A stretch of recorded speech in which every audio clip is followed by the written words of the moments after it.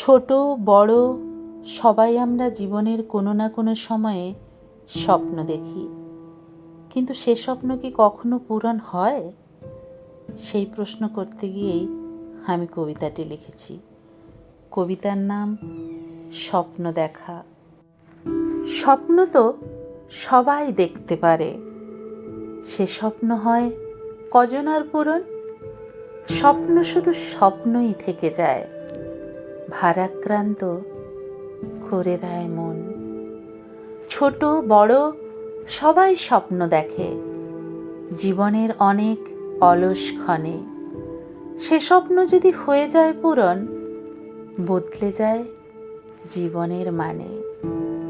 কিন্তু স্বপ্ন পূর্ণ হওয়া নয় তো সেটা কোনো মুখের কথা, তার জন্যে চাই অনেক যুদ্ধ।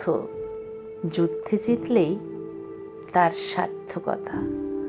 তাই লড়াই করে যাও আপন শক্তিতে, সমস্ত প্রতিকূলতার বিরুদ্ধে।